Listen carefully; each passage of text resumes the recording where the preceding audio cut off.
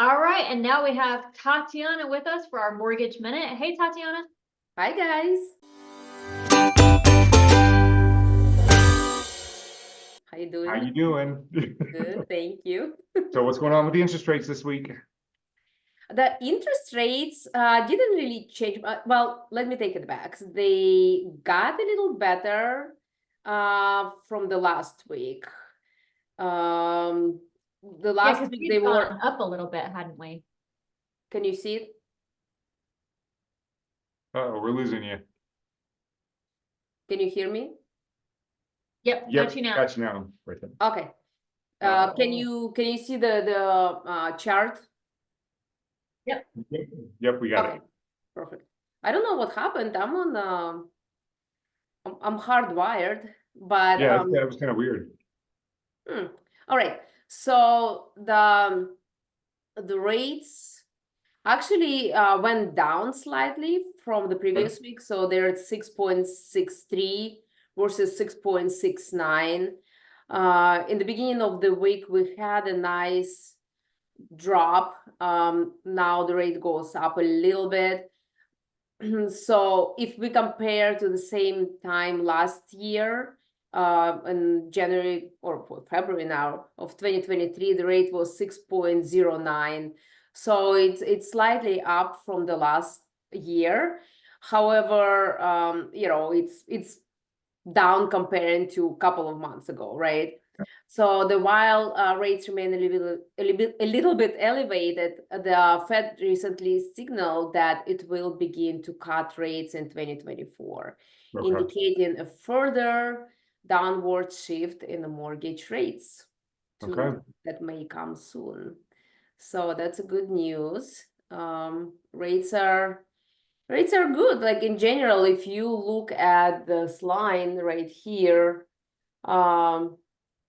we did have these rates in 2006, 2007.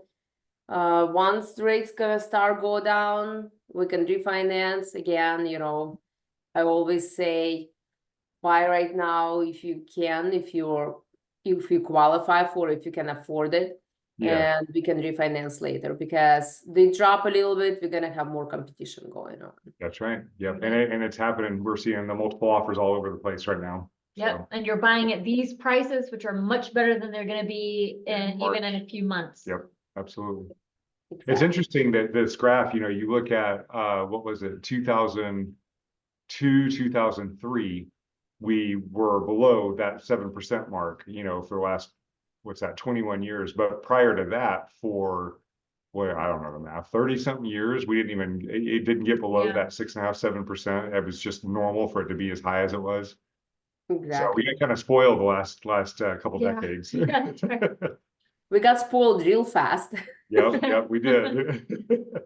All right, so we can expect the rates to come down here soon, and again, Tatiana brought up a good point. A lot of buyers are going to hear that and they're going to be like, okay, great, we're going to wait for the rates to come down, and that's a mistake because as soon all the other people that are waiting, it's going to flood the market and those prices are going to skyrocket. So yeah, we're already seeing such an uptick in buyer activity right now. Yep.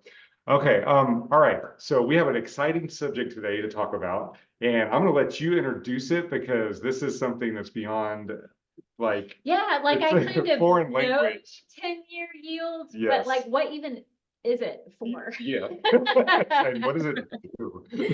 Exactly. Good question. And that's what indicates where the interest rate's gonna go up or down, the 10-year yield. So let's see what it even means, right?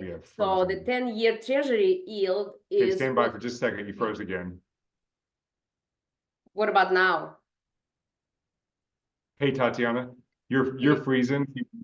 Can you hear you're me? good now. Okay, so we had difficulties. We're having all kinds of difficulties today. Yes, this is our fourth attempt just to shoot this video. So we had technical difficulties in our Zoom with Tatiana. So she is recording that. She's going to send it over to us. So as soon as we end this video, we're going to get that on here and get you. And I'm probably never going to see it. And so I'm never going to know about a 10-year yield. You're going to have to watch it. You'll be number 2. Yes. I'm going to like us. That's right. Oh, you should. Yes. And subscribe. What? How do you even do that? I don't know. Is there a button? Yeah. Okay, so, I'm on my social media fast oh man, you're never for gonna, it. I'm about to end my 3rd week, and it's been glorious. yep, you're never gonna see it. Probably not. Yeah. Okay, all right, here we go. Here's the presentation. So I'm sure people hear about 10-year treasury yield and that it correlates with the interest rate and its indicator of whether the rate gonna go up or down. So what does the 10-year treasury yield even means?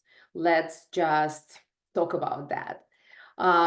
So the 10-year treasury yield is what US government pays investors to purchase the specific security with a maturity of 10 years upon initial assurance and issuance, and is generally considered risk-free. Essentially, the 10-year treasury yield is the current rate investors would pay if they bought them today, and can be viewed as indicator of economic growth. Historically, the 10-year treasury yield has been considered a key benchmark for the mortgage rates. However, mortgage rates are not actually based on US Treasury note or Treasury yield as commonly believed. So the yield is considered a marker for investor confidence in the markets, shining a light on whether investors feel that can make a higher return than the yield offers on a 10-year note by investing, let's say, in stocks or some other riskier securities. So basically, the 10-year treasury rate or yield refers to return expected on 10-year treasury note sold today.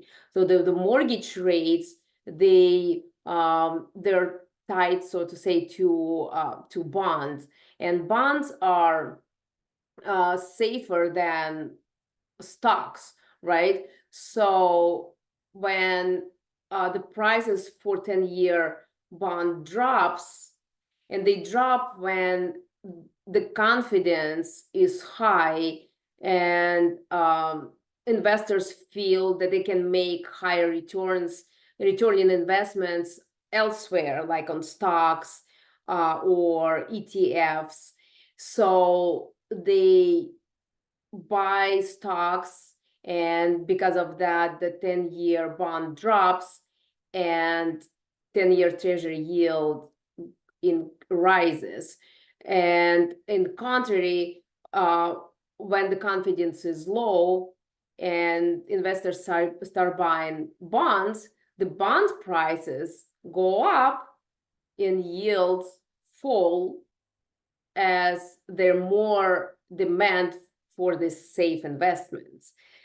So when bonds prices rise and yields fall, the mortgage rate follow and they fall as well. So here, the fixed mortgage rates and treasury yield generally move together, right? So why? As a fixed rate asset, mortgage-backed securities are direct competition with treasury investments for investors' money. So for mortgages to stay competitive in the eyes of investors, the rates on the mortgages inherently follow changes in the yield, the treasury yield. So right here we can see this is the 30-year rate, and the dark blue and light blue is treasury yield. So you can see that they actually move parallel to each other. And another fun chart here shows in red we have prime rates, and in green we have 30-year mortgages, and in yellow we have the 10-year treasury yield. So you can see yellow and green, it moves all together. The prime, there it's a little bit up and down, but in generally, you can see that they all move. They have about the same trajectory. They all move together. If you have more questions, I'll be happy to explain more. You can Google or give me a call, 571-245-3000.